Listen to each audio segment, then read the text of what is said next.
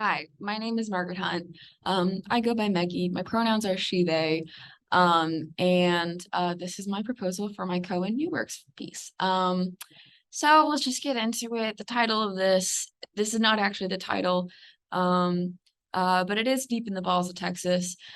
This will make more sense in a short minute. Please just give me your time. This is not going to be the title of it. All right. Yeah, here we go. So what is my project? My project is going to be a projection-based installation that aims to talk about climate change in human terms. What do I mean by human terms?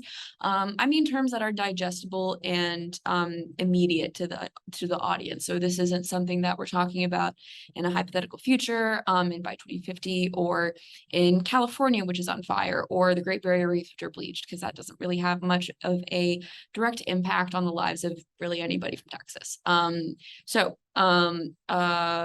The main goal is to be educational throughout pretty much every stage of this performance. So part one, this is the first stage of the work, which seeks to ground the audience through an immersive nature experience that also illustrates some of the effects of climate change in our immediate surroundings. So think the Texas freeze, the drought we just had this summer, Hurricane Harvey, the fact that wildfires are becoming a concern here now. This seeks to ground the audience in an appreciation for the beauty and value of the natural environment in a regionally specific manner, so that it illustrates the urgency to climate change that is specific to the audience's lived experiences. So this is also the stage where the effects of climate change should be illustrated and animated to visualize what it would be like to experience climate change here. So yeah, like I just explained. So part two. This is the part of the performance where we move into directing that emotional reaction that we hopefully just created in our audience, and directing that towards responsible parties. So that being some of your obvious culprits, your fossil fuel executives, your elected politicians, and getting back to the design that I showed you guys earlier, talking specifically about the UT endowment. So this page here is sort of just a visualization of some of the art styles that I will be pulling from and animating throughout this section to illustrate and sort of make fun of some of these institutions of power. So the primary tone of this should be one that strips these actors of their authority and respectability. The primary way of doing this will be through mocking and belittling these people through memes. So jokes about the UT endowment, playing on the words endowment, well endowed, will be pretty central to this. And a general disregard for some of the figures of authority that have essentially doomed the planet. I've attached a screenshot from the webpage that the students at Harvard used to pressure their board on the endowment into divesting, which was done successfully. We are now the largest endowment in the nation because Harvard divested and is currently reinvesting into renewables. You could see some of the art styles that I'm going to be looking into creating and animating. I also am very inspired by some of like the punk posters that you see. So this sort of like collage, kind of rough around the edges. This is going to be the part where we essentially like cut through some of the seriousness with some humor, but at the same time, there's a lot of anger in this part. So I want to communicate both of those and hold those both in equal regard and try and move people through these emotions cathartically. So then we get into part three. So this is this part of the performance that should recenter the audience in our surroundings and draw attention to actually successful resistance efforts that can be supported in our day-to-day lives, while also reminding the audience who are some of the most affected people by climate change. And kind of people at the center of all of this are Indigenous people and the issue of Indigenous sovereignty. And the fact that climate change is a symptom of this settler colonial state that we live in called America. What does that look like? This is going to be the more hopeful part of the performance and the one we end on. Attention should be paid to efforts like the Dakota Access Pipeline Resistance, Line 3, and more currently, the Defend the Atlantic Forest efforts. So, Defend the Atlantic Forest trying to bring people back to an issue that's more regionally specific and also more contemporary to us. So something happening here in the South.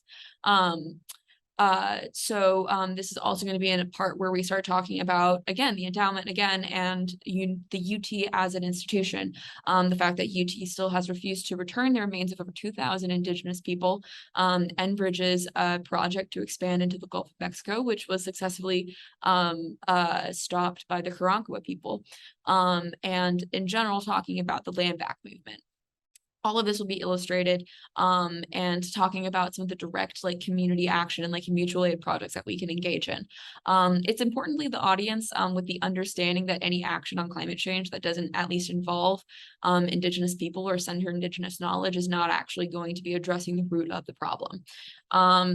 This section's messaging is going to be the hardest line to walk. It's very important that we walk this line and not create a false sense of security that Indigenous people will save us or solve this issue, but instead that we need to be an active part of this movement, and that hope is not something that you just blindly have or a blind optimism that things will get better, but instead is something that we decide to do. I think the idea of hope in this time is a little bit radical, but only when you actually back that up with action. So to end the installation, there should be accompanying materials to help audience members take action. I would like to provide a range of degrees of difficulty of different action items and a variety of action items and how many people are needed. What can you do on your own? What are some of the harder things you can do? What are the things that your community can do that are easier? What are some of the things that your community can do that are harder? I think moving beyond the expectation that being able to just vote our problems away once every 2 years has pretty much proven itself to be pretty ineffective. I am trying to hand everybody resources and action items at the end of this as well. And some of the main things that I'm looking to gain from this and explore and learn as an artist is honestly just the ability to have a project that I can dedicate all of this time and energy towards researching, because if you can't tell, I'm very passionate about climate change. I've been giving presentations on climate change for about a year, and I've learned a lot of how to not talk about it, or the wrong way to talk about climate change. And the main reason I decided to return to the UT Theater Department was to try and make that message engaging and enjoyable through theater, and through engaging people directly instead of just putting something and just hoping that they don't turn it off or scroll away. I'm going to be getting a lot out of this opportunity. This is also a project that I'm going to be expanding upon beyond just new works. This is the first a primary part of a larger stage play, which I'm trying to create. I'm a designer, I'm not a playwright. We can get into it later. So what are some of the things that I want my audience to gain from this project? I have obviously already mentioned that I'm going to be handing them resources, and then I want them to leave this experience with some hope.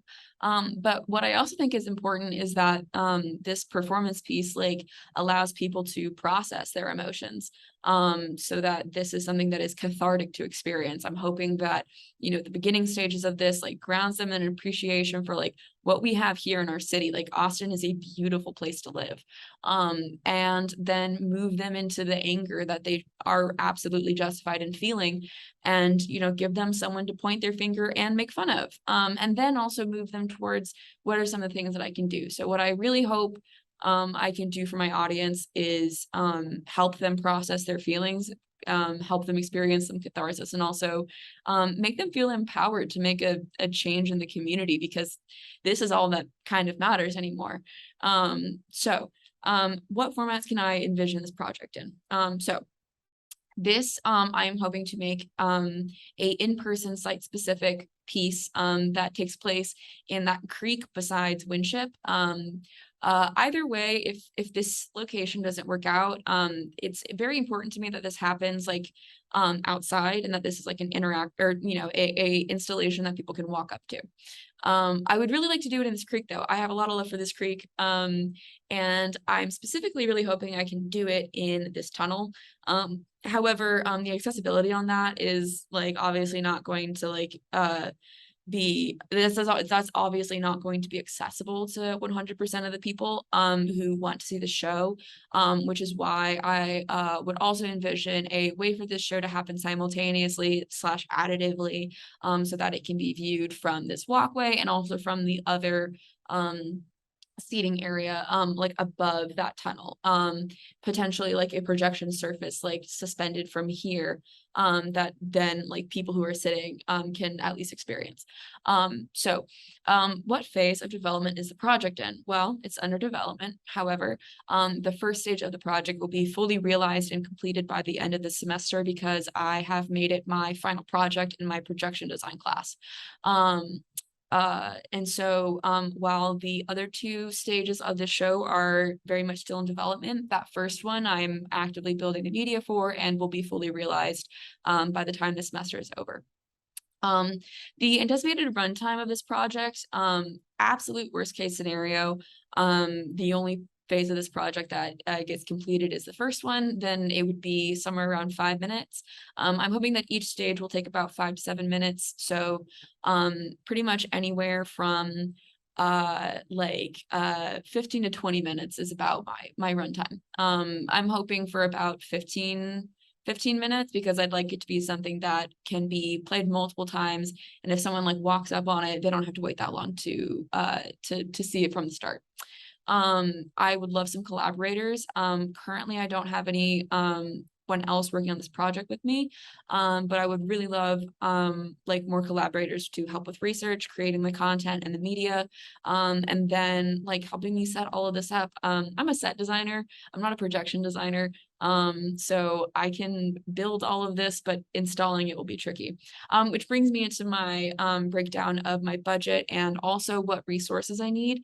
I don't have very much of a budget, like budgetary needs. I think the only thing that I'm going to potentially need to pay for is some sort of like ability to like have people sit in that like in that tunnel. So like blankets, tarps, pillows, make sure everyone's comfortable. And then like fabric to hang from this area to create another projection surface. All of this will be sourced secondhand. But I'm asking for a budget of about like $150 to $200. But that's just so that I can like make this accessible and pretty. The actual presentation doesn't require much of a budget, but I will require projectors, sound equipment, and power sourcing. So really just looking at like some good extension cords, maybe some power banks and some good projectors, and some speakers so that the audio component can be enjoyed as well. In terms of the inclusivity, I've already described my concerns about the accessibility of this. I want this to be something that someone who's not from the theater department can happen upon and interact with, which is why I want it to be outside. The faculty member who has agreed to be my mentor is Kate Freer, my projection design professor, who has agreed to be my mentor and has already talked me through some of the stages of what I'm going to be needing for this. I've also talked to Lisa Larada, my set design professor, about this, and she's also agreed to like talk with me about it, but she's not my official faculty advisor. And then in terms of what guest artists I would like to see my work, I don't really have any names off the top of my head, but I would definitely hope that it would be somebody who is invested in creating art about climate change specifically. I understand that's a bit of a niche. So really anything environmental issues oriented, social justice oriented, indigenous issues oriented, I would really appreciate.